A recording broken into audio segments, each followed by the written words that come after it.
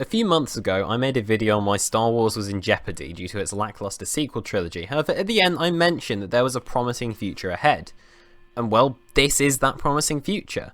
So this is a follow-up, if you will, on how The Mandalorian has saved Star Wars.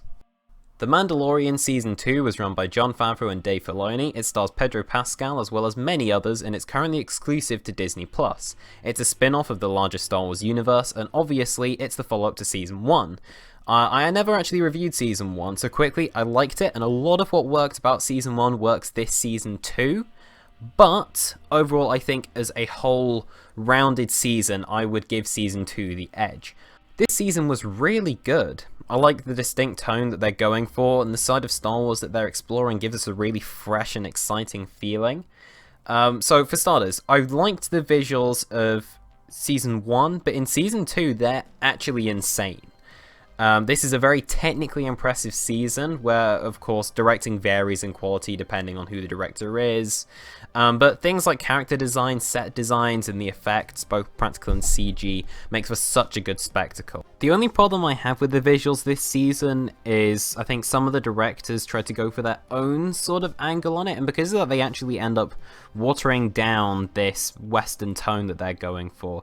And to be honest, I don't really know why they're doing that. But because they'll mute this sort of tone that they're going for, every now and again it'll just remind me of a game of Battlefront.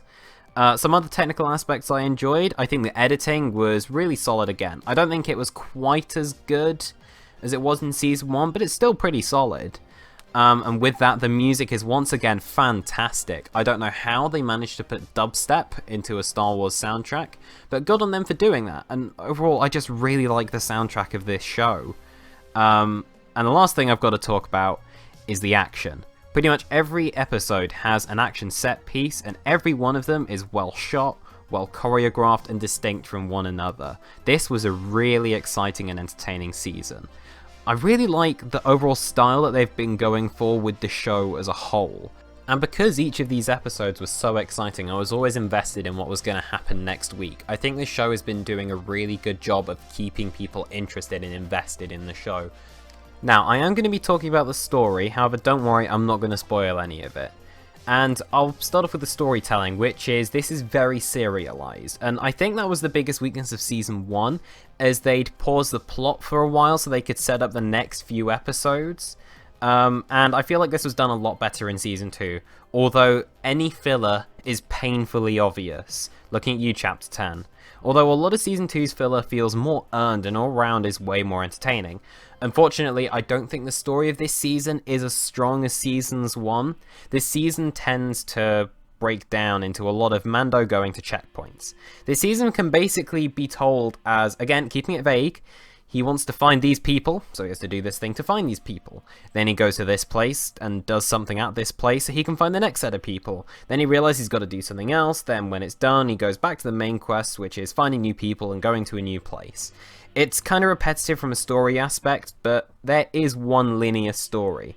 It just feels like occasionally it's doing a lot of wheel spinning between checkpoints for the sake of getting it to 8 episodes.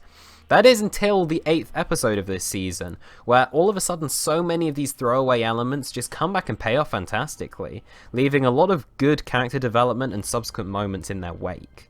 All of the actors did a really good job. There wasn't one lackluster presence or a weak character in this season as a whole. They were all clearly defined and acted exactly as I think that character should have been. I thought that Moff Gideon made for a much better villain in this season than he did in Season 1, and he always had a really big presence. Mando himself had a lot of moral and cultural related problems that he went through, and that really added to his arc for me. And of course, Baby Yoda was a lovely presence. Speaking of the characters, this season is insane in terms of fan service. This season was introducing and tying in and referencing so many corners of the Star Wars universe, so this was a really exciting season as a fan. There are so many places that get referenced that you wouldn't expect, that it was actually really satisfying. Even as a non-Star Wars fan, I think you can get a lot from this. All of these fan servicey elements, they're obviously fan service, but that's not their only point. They all serve their own little bits of purpose, and they never really bring the show to a halt to make these references happen. I think they're all done very faithfully to the original source of whatever these references are. Again, not giving out any spoilers. And I also think that Favreau and Filoni are really embracing Star Wars, and with this new spin you can see the amount of care and passion they put into building up this world. One last thing I thought I'd do is I'd give my thoughts on each individual episode. Episode 1, technically impressive opener that gave a lot of good spectacle and good character moments, which made it feel like a true western. Episode 2 was absolute filler that's got some good horror and some good humour, although admittedly there's no purpose to the story whatsoever. Episode 3, a great change of location and some brilliant character inclusions with great action and good addition to the mythology. Episode 4, best kind of filler possible. Once again some phenomenal action and some great character beats. Episode 5, great fan service once more, exciting visuals and good moments for the story overall, whilst also telling its own self-contained story. Episode 6, some dodgy directing and plot convenience is saved by an intriguing ending and a great character inclusion. Episode 7 was a really well shot heist episode with some great moral exploration into the Empire and its other ways of life. And Episode 8 was a well-paced non-stop thriller with more to add to the universe and some really interesting emotional dilemmas going on in it. This is where I thought I would talk about how the season leaves, the overall impression it left on me. It's able to take a lot of elements from season 1 and it's able to build upon them. And again, without giving spoilers, I think it does this really well. I really wish I could get into spoilers here, but I'm going to refrain from that. But what I will say is it actually packs a lot of emotion, and I really like how it's exploring the ethics and the morals of the Star Wars universe. This is just something that I wasn't ever expecting to see from a show like this, but the fact that we are is pretty damn satisfying. And for the most part, that's my thoughts on Season 2. There was one episode that felt like a waste, that being Chapter 10, but for the most part this was an exciting, concise, and technically impressive season. The showrunners did an amazing job, and I'm looking forward to whatever future is ahead of the show. I'm giving The Mandalorian Season 2 a 9 out of 10. Go watch it, it's great. And with all that said, thanks for watching my video. If you enjoyed it, be sure to subscribe, like, and comment, and I'll see you guys in the next one. May the Force be with you.